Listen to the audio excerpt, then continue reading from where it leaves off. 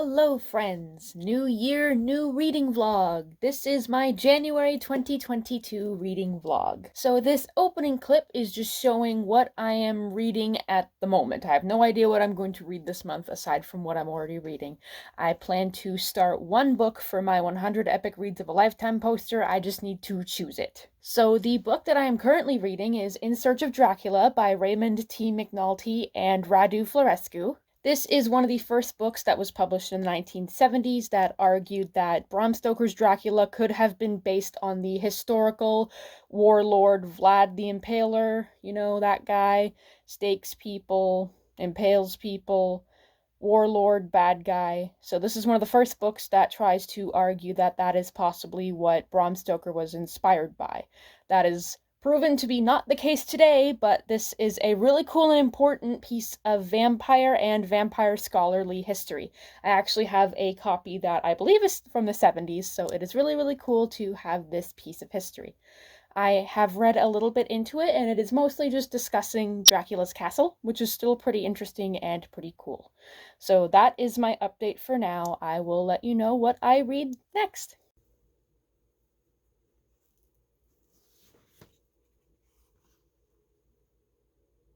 Alright, another mini update. I finished In Search of Dracula by Raymond McNally and Radu Florescu. It was a pretty good, cool, for its time, like, vampire scholarly book. They actually found the ruins of a Castle Dracula, and so they had a chapter dedicated to describing it and photographing it as much as they could. And it's really cool. It's really cool what they did. They found a bunch of castles that either Bram would have been inspired by to write Dracula, or the actual historical area where Vlad the Impaler was. So that was the coolest part of that book. It's very dated and very simple scholarly argument, but it is pretty effective and I enjoyed it. And the book that I am reading for my 100 Epic Reads of a Lifetime poster is The Alchemist by Paulo Coelho? Sorry if I'm mispronouncing that. It is one of those stories that's just like a shepherd going on a pilgrimage to find treasure, and the people he meets along the way teach him lessons, and it's just very, very boring. I'm not really containing anything in my head, nothing's sticking. It's only a 4-hour long audiobook, and it is narrated by Jeremy Irons, and he's putting his all into it, but it's just not sticking with me. This is definitely going to be a book that goes through one ear and out the other, literally, because I'm listening to it. So that is my update for now. I hope that my next reads are more interesting to discuss. Alright, another mini update. I have finished The Alchemist by Paulo Coelho, and I only gave it 1 star. It was just one of those pseudo-philosophical books that people like to say is their favorite book to sound smarter, and I'm not smart. I don't claim that. And it just went through one ear and out the other for me. I couldn't find a single thing really to enjoy about it, but the poster allowed me to expand my reading horizons, so that is a positive, I suppose. And within the span of a few days, I have already read another book. I read Dr. Jekyll and Mr. Seek by Anthony O'Neill, which has set itself up as a sequel to The Strange Case of Dr. Jekyll and Mr. Hyde. The title is actually based on my favorite line from the novel, "If he is Mr. Hyde, I shall be Mr. Seek." And I just like that line a lot. I think it's really cute. So the sequel sets itself up as Utterson, the main character lawyer in the first novel, is dealing with Dr. Jekyll's estate because he has supposedly died after taking his potion and after Edward Hyde died, and he's ready to take his possessions after 7 years, but he mysteriously returns. And Utterson's like, "No, I watched you die, and I still have that note of you explaining that you took a potion, became somebody else, and then died." And so the entire novel is him very paranoidly going to other people and asking for their input on whether or not this man is an imposter, and he's trying to find out the truth, and he's going a bit crazy. He eventually tries to recreate the potion and drink it, but in the end it proves to be delusion, and none of it was happening. He was paranoid, etc. The beginning of the novel had a lot of trouble with dialogue. It was very much like a play. It was like, wow, we both sure are standing here in front of our dead friend's property. Remember our dead friend from 7 years ago? Yes, I do. Here's a summary of the first novel. very clunky. It did pick up after it had established itself, which is good. And the writing was actually pretty fantastic. I would say that it is a fairly good sequel to be called a sequel. It's way better than Dracula the Undead, which also claimed itself to be an official sequel. So I am giving that book probably 2.5 stars or 3 stars. It was short enough, it was good enough. The only thing I didn't like was its insistence that everything was a delusion. I'm pretty sure in the original novel there are elements of that, but I just like to have that little idea that perhaps it could have been possible that the supernatural was occurring. And there was less focus on the new technology of the turn of the century, which was also one of the things that Dr. Jekyll and Mr. Hyde also focused on. So that's my update for now. I need to figure out which book I'm going to read next. I've actually read a lot of books this month. I'm very surprised at myself. Okay.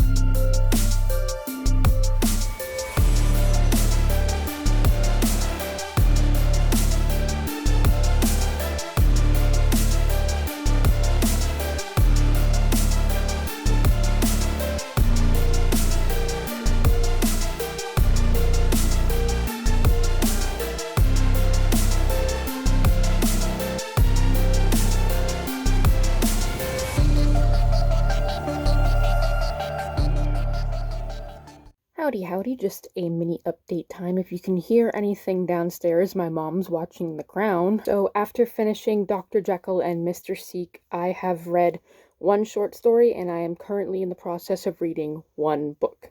The short story is titled The Black Vampyre by Uriah Derick Darcy, and it is a short story that was published around the same time as John Polidori's The Vampyre. It was actually written as a response to the story, and it is considered the first American published vampire novella, as well as the first published story to feature a black vampire. The author's identity is currently unknown, but the two most likely figures were white American or European men, so it's not the greatest triumph of diversity or anything, but it is a pretty cool piece of vampire history.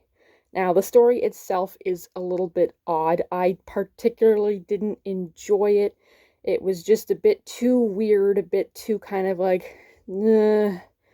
bit confusing, but the message of anti-slavery and emancipation was a good one, and it had connections to the recent, at the time, Haitian Revolution, which I think is very cool. And I mean, having a black vampire character who was kind of morally gray in the story, he wasn't good nor evil, he kind of had aspects of both, that was pretty cool. But it was about a white woman losing her husbands, the black vampire coming, turning her into a vampire, resurrecting all her dead husbands, having them fight for her, and then having her first husband win, and then he makes them leave the area that he's from, and then he goes into this cave with a bunch of vampires and a bunch of black people, and he encourages them for emancipation. And that's the end of the story, really. It was only like 30 pages. The way that I accessed the story was by a few professors at a university writing about it and featuring everything that came with it, including the story, poem, and a few responses from the media at the time. And it was a very interesting document. I might link it, but it is on the Wikipedia page. The history of the story is a lot better than the contents itself. I gave it 3 stars just for the interesting history, intertextuality, and everything about it, but the story itself was a bit bland for me. And the current book that I am reading is The Book of Life by Deborah Harkness, which is the 3rd book in the All Souls trilogy, and so far I am not enjoying it either. It did little of building up a proper arc for the story on its own in this book. It is just dealing with the consequences of the 2nd book, and there is not a lot that is keeping me gripped in it. There's just a lot of tropes from the previous 2 books that I can't stand, like the whole mating thing and the whole male ego, like strength and strong and like a wolfish protection of their mate. It's gross. I hate it. It's toxic. It's nasty. And I don't like that Diana is just the greatest witch in the world and has new powers every chapter. It does try to show her struggling with dealing with these new powers and new abilities and familiars and being pregnant, but it's just right in the middle of Mary Sue where, oh, look, she's struggling, but oh, look, she got a magical new power this chapter. And it's just, I don't like it. So maybe this is not the best book in the trilogy, but I hope it improves. So that's my update for now.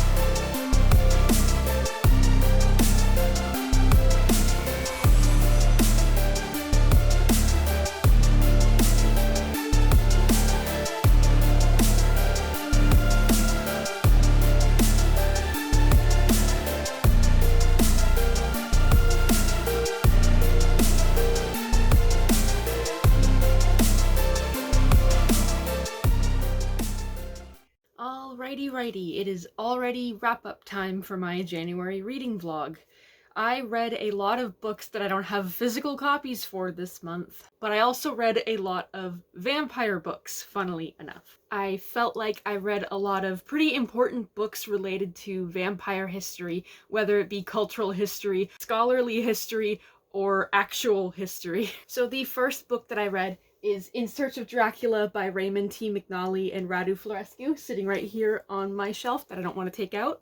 And I ended up giving it 3 stars because it is a very interesting concept. It was arguing the fact that connections to Vlad the Impaler could be made with the Bram Stoker's character of Dracula, and they also found the ruins of a Castle Dracula and explored both the castle Bram based Dracula's castle on, as well as the actual historically accurate castle that Vlad the Impaler once lived in. So it was a super interesting read, had lots of pictures and descriptions and connections. It wasn't the greatest book scholarly wise because they didn't have a lot of endnotes or footnotes or further reading to really elaborate on, so I couldn't see where they were getting their information. But it is a very, very cool and interesting piece of vampire history. I'm glad that I own a copy, and I'm glad that I own such a unique copy. Secondly, I listened to the audiobook of The Alchemist by Paulo Coelho, and I didn't really get anything from it. It was a very simple story, very philosophical, and trying to give a lot of self-help lessons, and I just don't resonate with that. That's just not for me, but I'm glad that I took the opportunity to listen to the book and to widen my horizon reading-wise for my 100 Epic Reads of a Lifetime poster. Third, I read Dr. Jekyll and Mr. Seek, which is an unofficial sequel to The Strange Case of Dr. Jekyll and Mr. Hyde by Anthony O'Neill, and I also gave that 3 stars. It was a very interesting concept. I liked the idea of returning to the story and having it be more an identity crisis belief that the character had just been being played by an imposter rather than the character switch. But I didn't appreciate that there was not truly a supernatural element. That's really what is needed in a gothic tale, and it was sort of missing that part. So it was a very, very interesting idea, but for me it just missed the mark at the end. The fourth book I read was actually a very, very short story called The Black Vampire by Uriah, Derick, Darcy, and I'm giving that one 3 stars, mostly because of the history and theories involved in the book. It is a very, very odd little story. I am glad I got the opportunity to read it, and I am glad that I was able to access it the way that I did with those professors and their scholarly connections and their academic ideas based on the story. That part was more interesting than the novel itself, which is only like 33 pages. I then completed the All Souls trilogy by Deborah Harkness by reading the Book of Life. I did not like this third story. The other two books had a gimmick to them. The first book had the idea of world building and witches and vampires and slowly getting to know them. The second book had them go to the 16th century, and it was a very interesting historical piece. The third book was just wrapping everything up in the trilogy, and they had no real conflict, no real problems. Everything was solved easily. The cast of characters was up to like 4 million, and as soon as the magical twins were introduced, I could not stand to read it any longer. I hate the idea of magical babies, of being uber powerful, all magical babies. I can't stand it. I hate it. So, I think I'm giving that one 2 stars. And most of my month was spent reading my secret TBR that you will be seeing in a few weeks. I can happily show you the covers because I lost the sleeves years ago. So, woohoo, what am I reading next month? Wait and find out. So that's it. That is my reading this month. Thank you so much for watching. I do apologize for a bit of a shorter reading vlog, but I was preparing my next video, and I'm super excited, and I hope you stay tuned for that.